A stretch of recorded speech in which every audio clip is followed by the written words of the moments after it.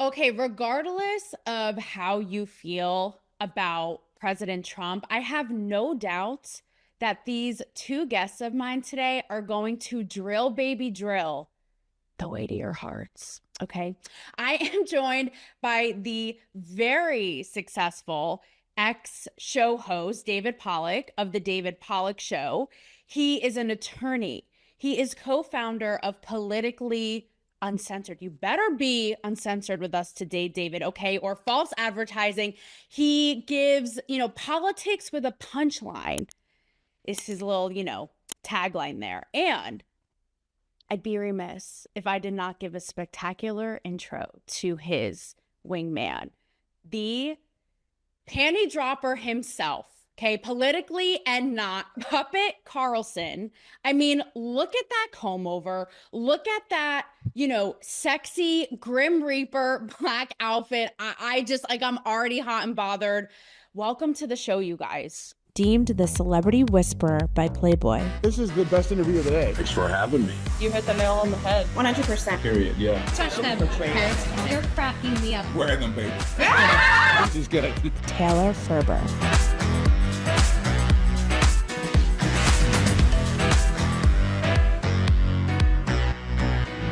Thanks for having us. You say ex-host. I'm still a current host, but if I keep hanging out with Puppet, I will be an ex-host. I'm a host on X. Yeah. Just I know you get it. This is the audience is like, why are you bringing somebody who doesn't matter anymore on the show? I think it's just to get to the Puppet, right?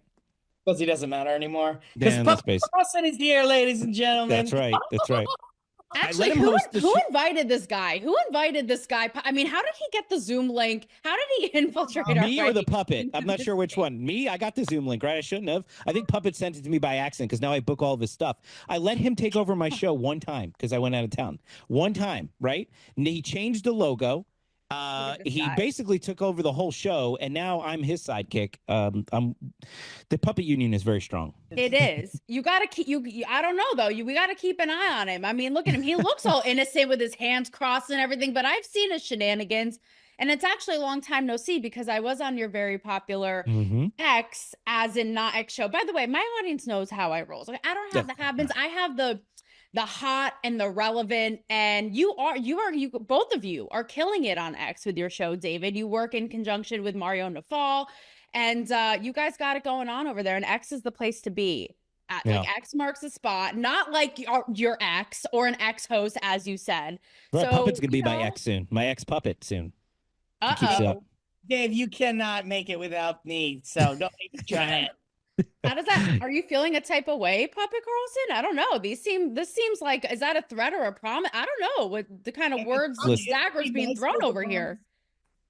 Would be nice if it was a promise, but I think it was just false advertising. The reality is, Taylor, that I'm the puppet with the mostest, and David knows it. Together, we're a good team because he's straight and I'm attractive. And I mean, you know what I mean. And it's a great show over there on X because Puppet Carlson makes the show extremely good. Something for everyone. I mean, like you said, like a puppet fetish. We got the straight white guy. We got the Trump MAGA cut out there in the background. Am I a fetish? Straight white guy's a fetish? I think these days. True. I also see Tucker Carlson's face, who I have had the pleasure of interviewing not too long ago. Now, I've yet to have this decided or determined. Are you Puppet Carlson in the bloodline of said Tucker Carlson, or is that just sort of a Maury up to interpretation? You are not the father. Like, we don't really know. Puppet, should I tell the story or you want to? No, you can tell it, Dave. Go ahead. Okay. All right. So the story of Puppet's birth is a special one. And while a lot of people think that Tucker Carlson is somewhat responsible for Puppet Carlson, it's actually Mike Lindell. What happened was Mike Lindell was working very hard in the studio one night, or in his factory one night, and he looked out the window exhausted. And he said, he saw a shooting star, and he said, I really wish that all of this work that I put into creating these patented plush pillows would produce the perfect conservative puppet to go about the world and spread the message of conservatism while also being comfortable so you can get the best night of sleep ever. And it was out of that, a single tear and a bead of sweat combined on the floor of the My Pillow factory. And just like that, Puppet Carlson was born to bless this world with his unique take on conservatism. The plush patriot himself, Puppet Carlson. That's right. It's like a modern day Geppetto Pinocchio. I mean, I don't even know. I mean, I was going to ask, are you made of cotton? Like, who picked it? Do we owe reparations, or we don't even know? Ooh. We don't know. We don't know who picked the cotton that ended up in my patented fill. Which No cotton. No cotton. No cotton. But, I think it's polyester. I see. Found David Pollack. Yeah. And, He found me. He found me. I see. Formed the most. It's like the Partridge Family of politics. Yeah. We've formed the perfect family band, and now we have a show on X, and this is what we do. Yeah. It's beautiful. I think I shed a little tear. That was just such a beautiful story. And, again, you guys both look dapper and ready to go. So thank you for sharing with us. And without further ado, let's get really into it. Again, you guys pride yourselves on being, politics with a punchline, uncensored. So my first toss out to you guys is, and David, you and I were talking a little bit about this offline, is it's really interesting to watch, like influencers in the wild. Okay, then you have Hollywood A-listers in the wild, and then you have politicians in the wild. My background is in Hollywood. You, David, are very much in the mix with, like, you're going to CPAC. You're very much in the mix with politics and the movers and shakers and the very powerful, high-profile people. And I have to say, I covered my first big political event with, Don Jr. and Tucker, like I'd said. And it's so funny because watching them, I was like, this is literally exactly like Hollywood, but different people and wearing more clothing. But like the way that people act around them, and it's almost like they're these revered, like people are so, different around them and try to like kiss their ass. The whole thing was just so fascinating to watch, and the similarities. So tell us a little bit about your guys' view of that, what you notice behind the scenes, if there's dysfunction, if there's just awkward kookiness, like what we wouldn't know. Well, first, you misgendered Puppet. I'm not sure he's a guy. I'm clearly a guy. But but that being said, take it up with DOGE. Okay, which we're gonna get to. I'll tell you what. Unfortunately, there isn't much difference anymore between politics and entertainment. This was a world forced upon us, not the other way around. I've always been Republican. I say I'm conservative, but that means different things to different people. But I never cared what my neighbors' politics were. I never cared what anybody's politics. I didn't ask. I didn't ask who you voted for. I didn't care. It didn't matter to me. I knew who I voted for. Sometimes I'd be happy. Sometimes I'd be sad. But at the end of the day, our politics were personal. My mother wouldn't even tell me who she voted for. I knew she was a Republican. I can assume. But we just didn't talk about it. It wasn't the center of our lives. When I watched baseball, I watched baseball. When I watched movies, I watched movies. I was entertained. It was a distraction from the job and the politics and all the things that destroy us and keep us angry and discontent. And then people decided, and when I say people, it wasn't on our side. It wasn't our side. We've always been the party of, don't talk about politics. Go to work. And then, what's that? Go to work party. Right. We were the go to work party. And then all of a sudden, the left decided that, sorry, you don't get a break from politics. We're going to put politics in your movies. We're going to start recasting and rewriting your movies. We're going to start putting politics in your sports. We're going to take knees when you sing the national anthem. We're going to have protests and demonstrations when you're trying to relax and chill out. It became, you couldn't separate politics from entertainment. And as a result, I think entertainment suffered a little bit, because even to this day, yes, I support Trump. He's in the background. You see Tucker behind me. I have a puppet.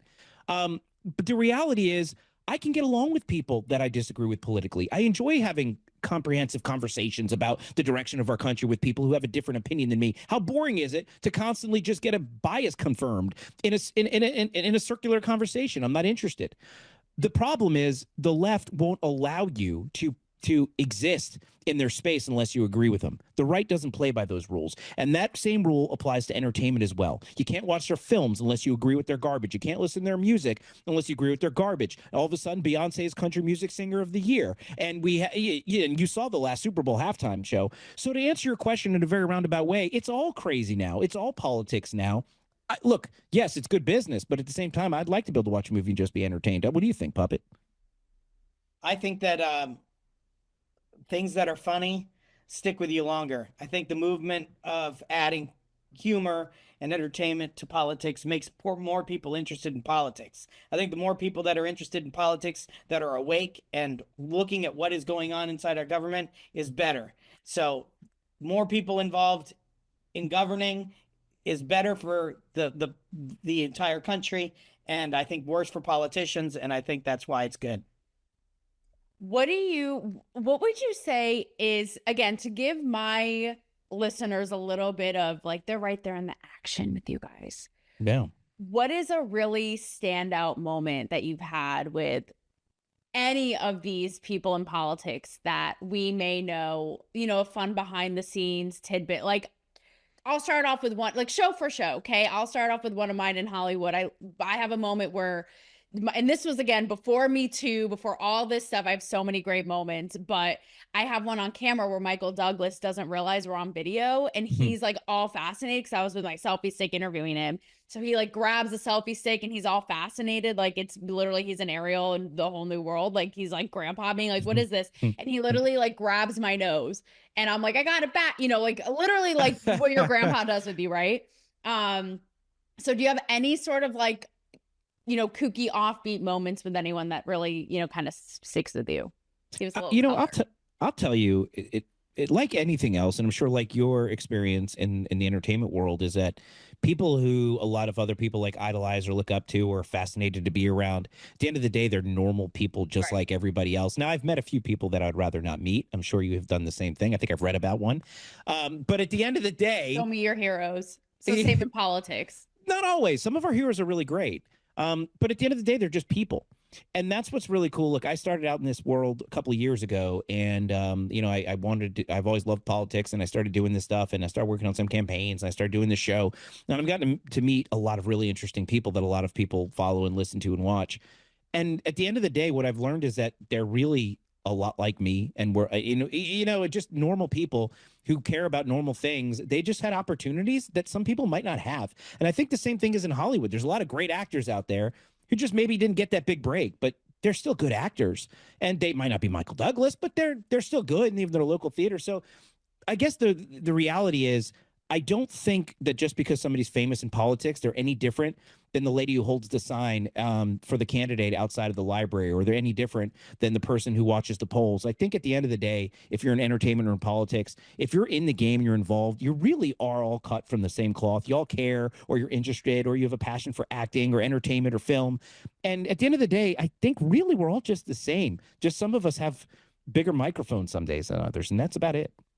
That's what's so fascinating to watch is, I've been, at the biggest award shows with these people, like in the bathroom waiting for us all. And so those are like the kind of human things that you're talking about. It's funny, actually, a little inside TT, but when I had this event last year, it was when Don Jr. was still with Kimberly, and I saw them sort of like bickering and stuff. And I remember, and again, I've seen this with Hollywood celebrities a million times, but I remember thinking like, again, it's like, politicians in the wild, they're just like us. So it's like those kinds of ins and outs that people don't see, and we put across the board with all of these people, put them on such a pedestal. And didn't she get the best breakup gift, by the way, though? What was it? The ambassador of Greece. Like, could you get a better breakup prize? Like, I didn't even know about this. So it's like a push present, but out of our relationship. And she's the ambassador to Greece. I mean, seriously, I know they're on good terms, but what I'm saying is like, yeah, I know we broke up, but hey, guess what? You're the ambassador to Greece now. You get to live in a beautiful country and in a beautiful house. I mean, come on. I would hook up with Don Jr. if I get that sort of a giveaway prize, I mean, well, I don't know about Puppet. Speaking of, Trump's administration is like filled with beautiful blonde women. Now, this is very presumptuous of me, But assuming, Puppet, you are a straight white male, like your buddy David here, I know. Who is like the biggest hottie McHotterson for both of you in Trump's administration right now? Oh, Puppet. Oh, I get to go first. Yeah, they Sir. should say Puppet. That's you. Oh, well, yeah, okay. The biggest hottie in Trump's world, in Trump's cabinet or in the administration, man, that's tough. You are right. There are a lot of bucks and saying. bonds in the cabinet, but you know what? The press secretary right now, who's on TV all the time, Caroline Levitt. You like Caroline? Yeah. I mean, she's there, and I have to sit around a lot because I can't move, and she's on the screen, and I've grown attached. she's there. She's got her receipts. She's ditching the binder like the last ones. She actually has She's in the answers. moment. She answers questions and everything. She doesn't have to That's circle everything back. you want a press secretary to be. No. Back, she's a straight Not arrow, on the deep dive. not a circle. I Mm. mean, it's got it Mm. all. Mine's easy. I'm going with Alina Habba. I call her Alina Habba Habba. Now, not only is she's very attractive, she's brilliant as well, and she's a fighter. And there's nothing you can't love about that. I mean, that is Alina Habba Habba is my favorite pick there. But I'll tell you this: you're right. Trump has a lot of attractive women working around him, but it's not that I don't believe he goes and says, well, she fits the bill as being attractive. The reality is conservative women are just all attractive.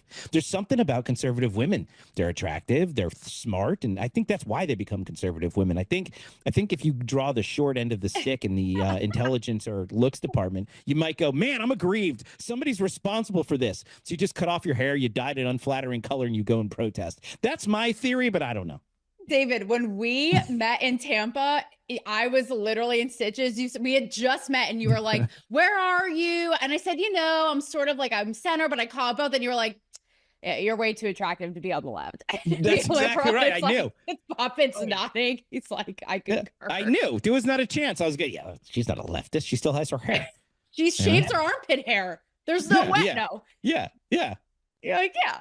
But now Lawyer and librarians. That's what you got on the left. now how about, and I want to get into this with you guys a little bit, because unfortunately, like the blue-haired liberal woman, the conservative woman also has a stereotype, which is the trad wife, Bible hugging archetype. So what do you make of that? I mean, is there more diversity in the conservative woman that we see? Do you like that about conservative women? Is it more than not? Like, show us into that side of it. So you mean like, what do you mean by that? Like that the perception is conservative women are serve men or that? What do you mean No, by that it's they're very, very tied to Christian values, religion, very traditional, could be not very trad wife, very only almost like. What does trad wife mean? I've heard this. I'm not hip, so I've heard the term trad. What does that mean? Puppet knows. Puppet, what does it mean? Traditional wife, Dave? Trad. It means traditional. Dave's like squarer than square. Yeah, that makes sense.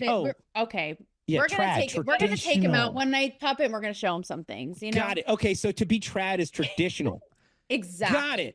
Got it. Okay. If we're going hard on this stereotype, David, it's sort of like the 50s, right? Like the man goes and works all day and wife and mom are home doing laundry and making pies. Got it. Okay. Right? Trad wife. Yes. Okay. Got it. Now I'm good. Now I'll say it forever. Now I'm going to use it in my lingo.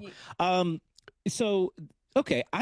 This is controversial sort of, and I guess I'll say this. So I have daughters. I empower my daughters to be independent and strong and think for themselves. But at the same time, somehow they still have traditional values in a way that they like to take care of people. They like to do the traditional things that men rely on women to do, that our society relies on women to do. I don't think you can necessarily say that just because somebody performs their role effectively, that it's so much necessarily traditional or old timey in a way. I think men do what men do and women do what women do, and it makes our society stronger. That's not to say women can't be. We already mentioned two super smart women who are killing it better than I could ever do at that game as a man. But that's not where gender doesn't necessarily lie in your profession. Now, there's certain professions I'm sure men might do better in than some women. But that being said, I think that you could still be professional and hold on to those values of being a nurturer, being a supporter, and a man can be a protector and a provider. I think women like that. I think women like a man that they feel safe with, regardless of their intellect. I'm sure a woman. I've seen conservative women say this. She says, just because I can go out and earn this income and do this, and it doesn't mean I don't want to make a sandwich for my man at the end of the day. And I think that's okay. I think it's okay for a man to want to open a door and take care of his woman, but I think it's okay for a woman to want to be nurturing to her man. I don't think that's necessarily a bad thing. And I don't understand why people are so opposed to people doing what they're good at and what they were put on this earth to do, and that's support each other and make everything better. I mean, could you imagine if in nature you had like two birds, the male bird and the female bird, and like a hawk is trying to eat his mate, and he's like, well, I would ordinarily peck this hawk, but I really don't want to mess with the gender line. So you just go ahead and take care of yourself there, Susie, and I'll just go and lay at the nest. So I mean, I think there's a reason, Well said and very diplomatic. Puppet, what do you think? I see you being very patient. Again, you got your hands crossed. I know you're thinking about this. I talk a lot. He's used to waiting for me. Do conservative women, he's the nurturer of the, no. Do conservative he's my nurturer. I see that. He's sitting on my nest. Yeah, exactly. Do they get a bad rap for being, again, what this, put in this stereotype of overly religious, finger wagging, et cetera, et cetera? I think that's a box the libs try to create for us. I think, conservative women, depending on what part of the country they are from, are all have different perspectives on things, just like anyone else. I think the biggest difference between liberal and conservative women is that conservative women don't reject their gender role just because it's part of the platform. We can embrace our gender roles and our unique perspectives based on geography, based on our own personal, how we've grown up and where we've come from, and be okay with that. We don't have to be put into a box just because the party wants us to be in a box. And I think that's what makes conservative women sexier, is they actually can embrace being all different types of things and still enjoy, the traditional gender roles of a female. They can, love a man for being a man, and they can allow a man to be a man, and they can, do the things that women embrace, the things that women embrace as part of the traditional gender stereotypes.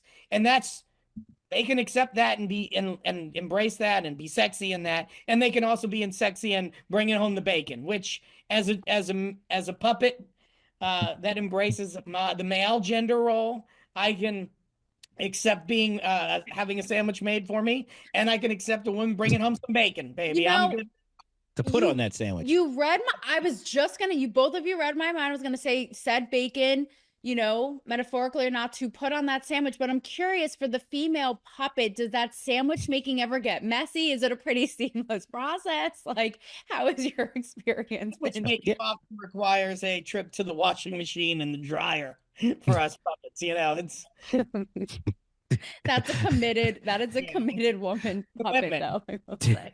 They have to eat with utensils.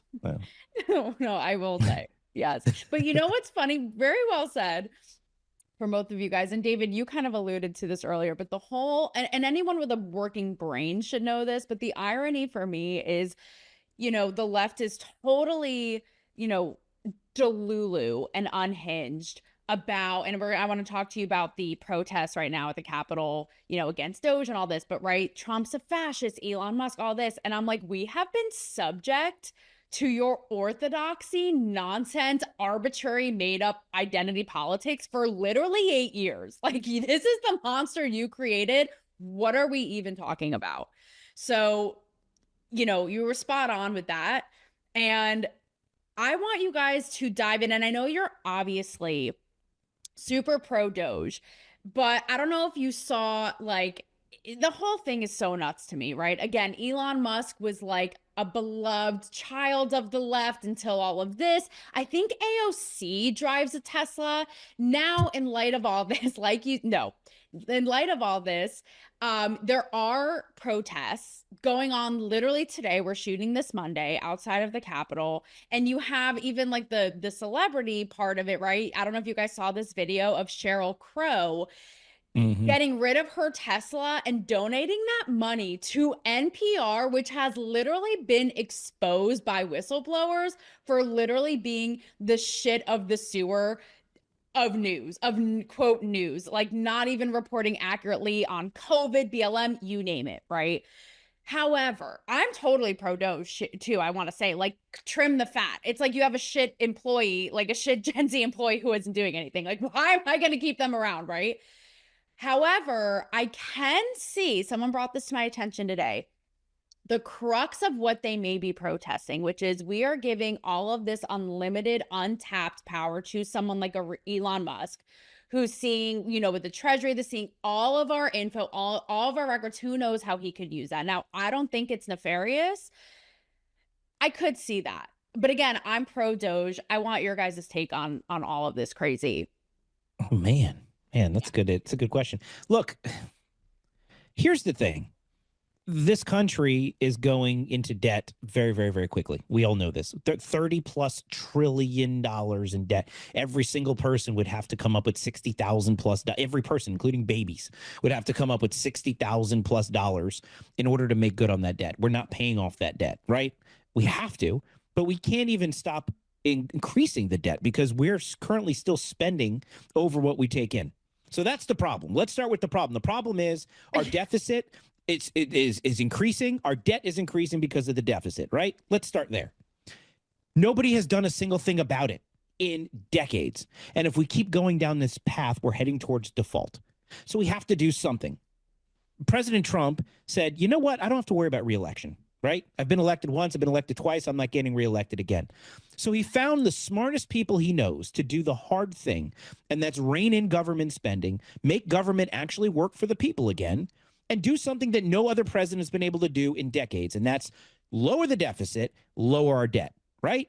So he brings in literally the smartest person of our lifetime, a guy who can take spaceships, send them to space autonomously, and then have them land by themselves between like metal chopsticks. I mean, this guy is brilliant, right? He is literally saving our space industry. Before Elon Musk, we were paying Russians to fly our astronauts to the space station on a 1960 Soyuz rocket. So let's talk about, and not only mention the cars and the AI and everything else Elon does. So Trump goes, hey, Elon, I need some help. The government is spending way too much money. We have never been able to break this bureaucracy. I need you to go in there with all your brilliance and figure out how we're wasting money and make government work for the people again. So he creates Doge. And you know what?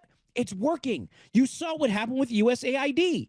We had millions and millions and millions of dollars funding terrorists. We had millions of dollars funding news organizations that were writing fake news that were being used to impeach the president. And it's like, how could people protest that? What, David, I said the same thing. I literally turned to my friend when I saw the footage and I said, why are they protesting millions of our tax dollars, basically setting on fire and getting pushed down the toilet and sent to terror? Like, what? And we're taking this from some of the greatest entrepreneurs in our lifetime. I'm like, I think you know a thing or two about managing money. Like, what are we even... What? And then they could argue too, oh, well, Elon Musk, he just wants to profit more and fill his pockets, and this will be just self-serving. And I'm like, he's worth 40 billion, is it, David and Puppet? Like, I think he's good.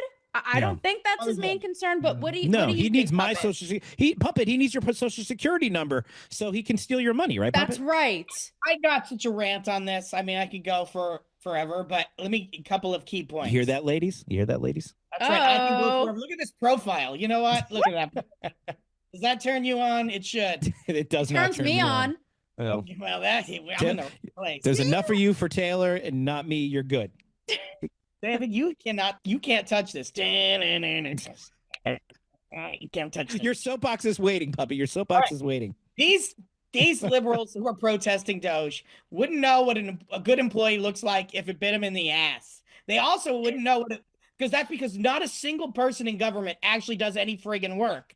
So let alone what someone looks like who actually knows what they're doing, is competent, actually gets shit done, but they don't want shit to get done. That's why they're protesting. They want this to remain a boys club or like whatever you want to call it, where they just keep things the way they are. They all get their money. They can all grift off each other, which is grifting off of us.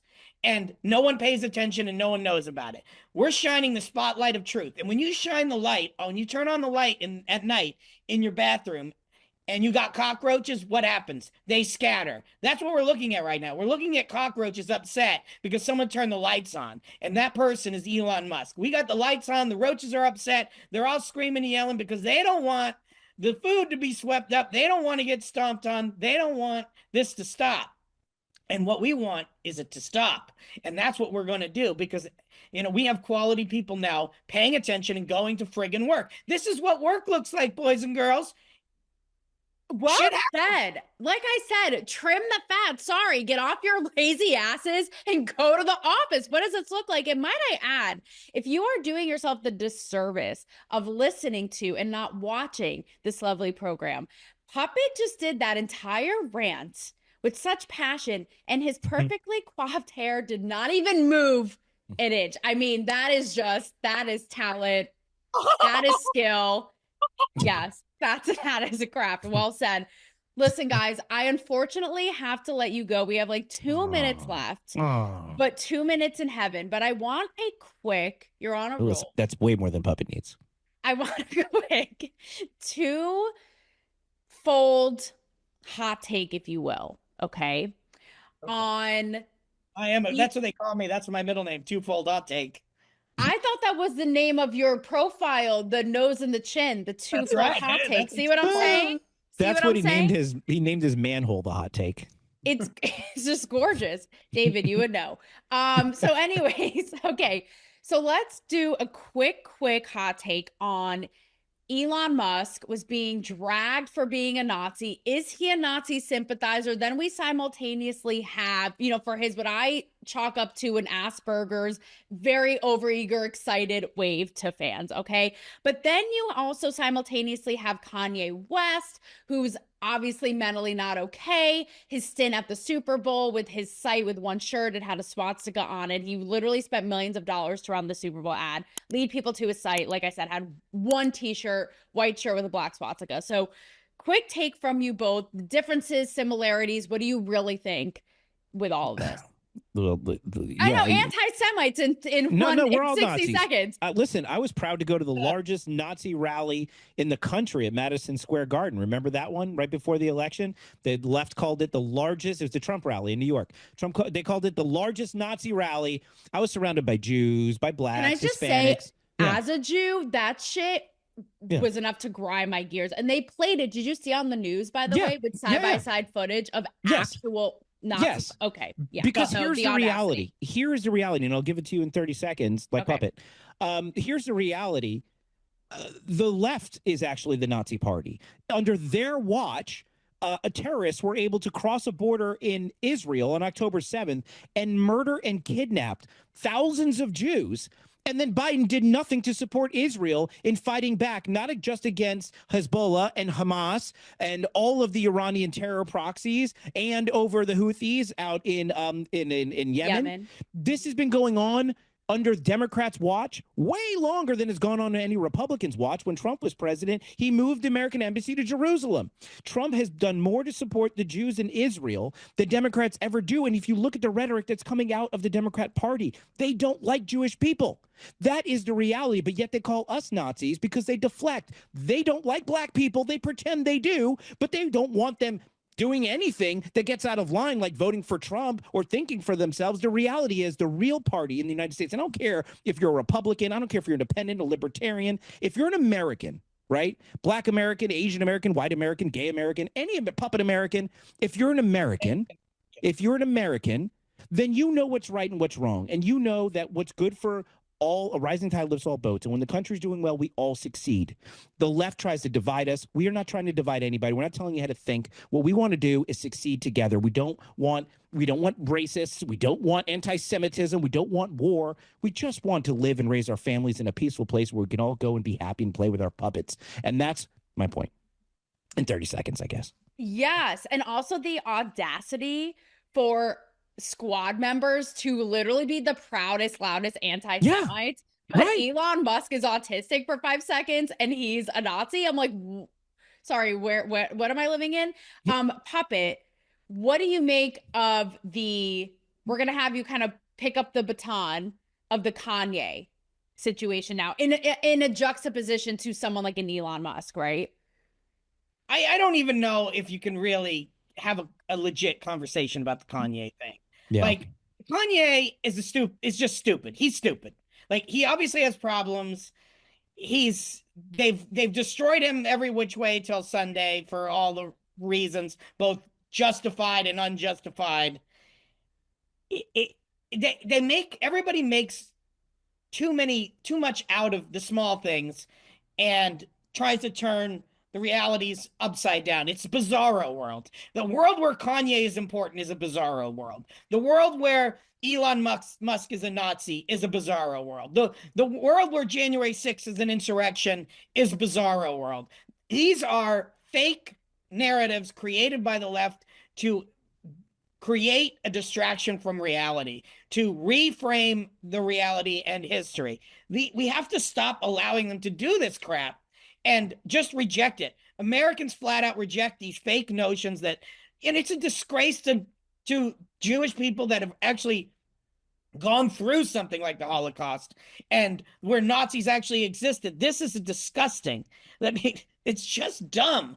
And everybody who cares should be appalled. And everybody who cares should reject this whole patently outright and just say, stop this nonsense. We're not going to allow it to happen. When you create fake conversations, you dilute the value and importance of the reality of these situations, and you cry wolf for the future when it actually will happen again. Elon Musk is not a Nazi. Kanye West is a nut job, and these two things are not the same, and they don't go with actual real Nazism, which we should consider an outrageous affront if it ever were to pop back up. No. Now, I take it you both are free speech advocates, and this is where it gets dicey. Should Kanye have been able to do what he did with the Super Bowl ad and website? Yeah, absolutely. Yeah, absolutely. Agreed. And look at the consequences, right? Yeah, his site now, his Shopify site was taken down, and so be it. That's the private company is allowed to do whatever they can do, whatever kind of what they want. Exactly. But he's allowed to say whatever he wants and sound like an idiot to whoever he wants. It only affects him. Exactly. Let us decide, and how about everybody, the powers that be, not be the arbiters. Like, we can decide. Let it come out of the shadows, and we can decide for ourselves. Thank you. Like, I'd rather know. When you use the media to fake conversations, to create fake conversations, then the people can't speak when real ridiculousness occurs, because the populace should reject Kanye, which would outright patently reject the whole entire thing and make him look like a fool, and just like a school, you get called out on the schoolyard for saying something stupid or being stupid, then everybody knows that you're stupid, and it's over. Let the people know it. Exactly. But when you have a teacher then interjecting and making false claims, well, then that muddies the waters, right? And that's what's going on here with the media. It's despicable, honestly. Really, really well said. Now, this is my final thing. We actually did do an extra 7 minutes in heaven. That was not planned, but that's just, the effect you both have on me. Last thing, again, really quick, like in 30 seconds. I know you guys are both like hardcore MAGA. You love your party, and that's all good. What would you say are your biggest qualms with MAGA, and how to sort of fix them for a better tomorrow, so to speak? Look, I don't. This is something we have to clarify, and I'll try to do it in 30 seconds. MAGA isn't a thing. So they called everybody who supported Trump MAGA because they were trying to, be ugly about it. Like, oh, these MAGAs, people who support Trump just adopted it. We call ourselves MAGA, but MAGA isn't a thing. MAGA is a goal. Trump set out to make America great again. If somehow that offended people, really what we are America first Americans. What we want is to put our country first. So you support Trump. So my biggest, I think, if I had to gripe about quote unquote MAGA, it's the idea that we all have to think the same way, and we don't. You got to look. We have Tulsi Gabbard, a former Democrat, RFK Jr., a former Democrat. They're in the Trump administration or in his cabinet. That what does that mean? What does that make MAGA? Is it a uniparty? They don't all think the same. They don't think the same as each other. Correct. They don't think the same as Trump, and they surely think the same as whoever the most conservative person in MAGA would be. I don't know off the top of my head, but whoever that is, all those people are not on the same page on all issues. That's a guarantee, and that's a good thing. And Right. neither are most MAGA conservatives. Like, I'm not a Republican because the Republican is a swamp party. I'm also not just conservative because I'm not completely conservative on every issue. But I am America first and I am Exactly. a constitutionalist. And I want things that make America great. And that's what I think Trump is so galvanizing and is the greatest political figure of the era, because he represents that, which encompasses so many different views. And I think Yep. MAGA as a party is just another leftist mechanism for shaming Yes. people.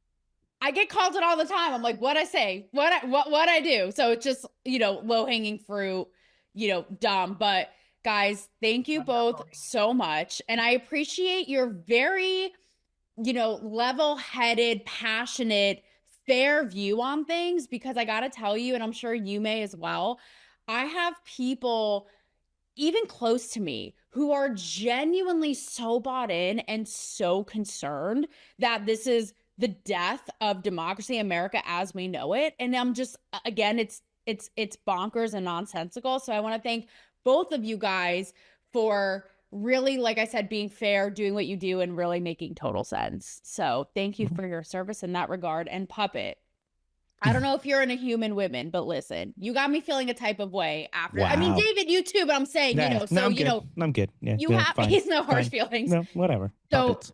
You're into so puppets. You said at the beginning, everybody has a fetish, and apparently you have yours. So look, I mean, I didn't mean to air it out this way, but Yeah, well, some you know, people who look at come his on our nose. show Look at his nose. don't dig me. They don't. And then some people come on the show, love me. And, I'm happy to have Taylor in Camp Puppet. That's for sure. Yeah, well, listen, I'll be your press secretary, love it any day of the week. Okay, I'll just leave it at that. Guys, thank you so much. I can't wait to join forces again, and I appreciate you both. well, thank you for having us. Actually, much we're going to go fun. live here. We're going to go live here in a few minutes and talk about exactly what we're talking about. You're welcome to join us. So, There you go.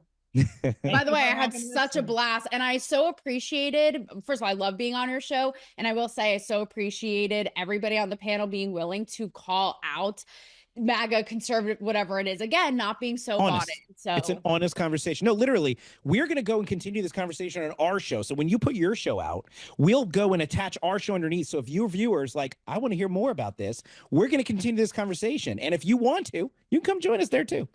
okay, appreciate that as always.